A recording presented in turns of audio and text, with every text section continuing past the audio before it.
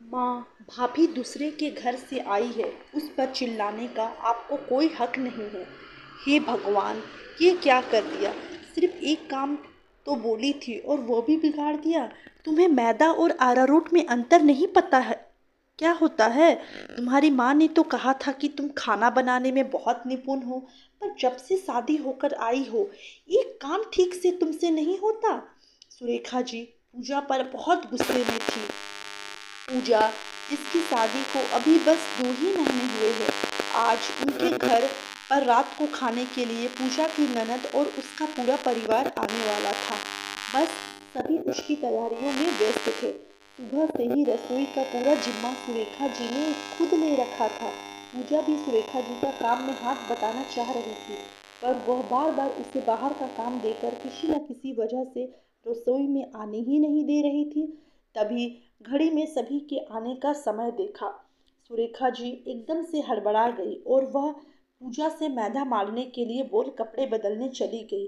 जब तक वह लौट कर आई, पूजा ने मैदा की जगह अलमारी से अरारोट निकाल कर मढ़ लिया था, जो कि पानी डालने की वजह से एकदम पतला हो गया था। बस यही वजह थी कि सुरेखा जी पूजा पर बहुत गुस्सा हुए जा रही थी। इससे पहले वह कुछ बोल पाती, मेहमान घर में आ चुके थे। वह दोनों ही उनकी खातिरदारी में व्यस्त हो गई। सभी लोग बाहर बैठक में बैठ गए थे। हंसी मजाक का दौर चल रहा था। ननद रिया उठकर अपनी माँ सुरेखा जी के पास चली आई। क्या हुआ माँ? आप भाभी पर इतना गुस्सा क्यों हो रही थी? आपकी आवाज बाहर तक आ रही थी। पता नहीं मम्मी जी और पापा जी क्या सोच रहे होंगे। सोचते हैं तो सोचने दे, पर तेरी भाभी को इस घर में आए 2 महीने हो चुके हैं। अभी तक इसने ठीक से काम करना नहीं सीखा। कभी कुछ गलत कर देती है तो कभी कुछ गलत कर देती है। सब समझा दिया है। अब आप आज ही की बात देख ले। सुबह से मुझे किसी भी काम में हाथ तक नहीं लगाने दिया। माँ ने चलते चलते मुझे मैदा लगाने के लिए बोला, तो गलती से मैंने। भाभी, आपको मुझे सफाई देने की कोई ज़रूरत नहीं है। चलो, अब अपना मूड सही करो, सब बाहर आपका इंतज़ार कर रहे हैं। सारा काम अच्छे से निबट चुका था। सब लोग बाहर बैठकर आइसक्रीम का लुत्फ़ उठा रहे थे। तभी सिया अपनी माँ सुरेखा जी को कमरे में खींच कर लेकर गई। माँ, तुमने अभी तक अपनी आदतों में सुधार नहीं किया है। कितनी बार मैंने आपसे कहा है कि मैं और भैया तो आपकी हर बात सहन कर लेंगे, पर भाभी भाभी तो दूसरे घर से आई है। बिना गलती के उन पर इस तरह से डांटने और चिल्लाने का आपका कोई हक नहीं बनता। सिया अपनी माँ को अच्छे से जानती थी। सुरेखा जी शुरू से ही ऐसी थी। अपनी तारीफ और वाहवाही के लिए कभी कभी कभी वो चक्की की तरह पीसती रहती थी, और फिर अंत में बहुत थकान की वजह से वह घर के बाकी सदस्यों पर चिड़चिड़ाने लगती। सिया समझ गई थी। वहीं पूजा भाभी के साथ भी हो रहा है। उनके आ जाने से माँ को अपना साम्राज्य डोलता नजर आ रहा है। जो तारीफ अभी तक उनकी होती आई है, अब उसकी जगह पूजा ने ले ली है। इसलिए वो जानबूझकर मेहमानों के सामने उन्हें कुछ नहीं करने देना चाहती। वैसे भी इसमें मेरी क्या गलती है। एक तो उसने मैदा की जगह गलत आटा मार दिया, और ऊपर से तू मुझसे ही कह रही है। अरे 2 महीने हो चुके हैं, आज तक ढंग से नाश्ता तक नहीं बना पाई। खाना तो बहुत दूर की बात है। सुरेखा जी उल्टा सिया पर ही चढ़ बैठी। माँ, इन 2 महीनों में आपने भाभी को कोई जिम्मेदारी दी है कि वो खुद से अकेले जाकर रसोई में कुछ बना सके? तेरा दिमाग तो खराब नहीं हो गया? कैसी बातें कर रही है। अभी नई नई है, ऐसे कैसे उससे अपनी पूरी रसोई छोड़ दूँ? अभी कोई ऊंच नीच कर दी तो, कोई नुकसान हो गया तो? माँ, भाभी कोई छोटी बच्ची नहीं है। रसोई हो या घर, सबकी अपनी अपनी आदत होती है। मैं आपकी बेटी हूँ, इसलिए आपके साथ आपकी सब बात सहन कर गई, पर हो सकता है भाभी अभी आपके साथ कंफर्टेबल ना हो। मुझे थोड़ा समय दीजिए। माँ, अब ये घर भाभी का भी है।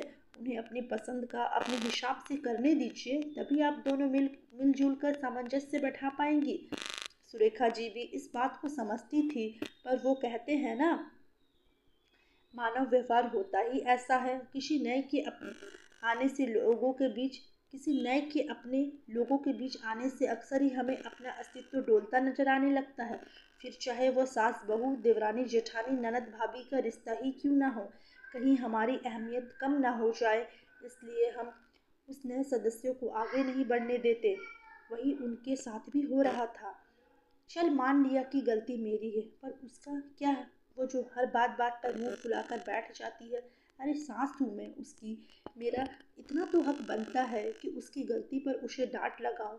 वैसे तो पूरे दिन मम्मी जी कहते फिरती है, पर अगर जरा सा भी कुछ कह दो तो फिर देखो। मैं तेरे तुझे भी तो डांट लगाती थी, पर तूने तो कभी बुरा नहीं माना। और अगर बुरा मान भी लेती थी तो मैं तुझे झट से मना लेती थी। पर ये बहू तो। बोलते बोलते सुरेखा जी खुद ही रुक गई। सिया हंसने लगे। शायद आप खुद ही समझ चुकी है कि गलती इसमें भाभी की जरा सी भी नहीं है। वो आपको माँ मानती है, पर आप ही उन्हें अपनी बेटी ना मानकर बहू मानती चली आ रही है। जो आप मेरे साथ करती थी, एक बार भाभी के साथ भी करके देखिए। फिर देखिए आपकी आदतों को वो भी चुटकी में समझ जाएगी। तभी पूजा कमरे में आ गई। माँ, दीदी, सब लोग आपका बाहर इंतजार कर रहे हैं। बाहर आ जाइए, मेरी बातों का ध्यान रखना माँ। फिर देखना सब कुछ अच्छा ही होगा। इस समय नए घर में सबका प्रिय बनने के लिए भाभी को सबसे ज्यादा आपकी ही सहयोग और प्यार की जरूरत है। मेरी बातों को ध्यान रखना माँ।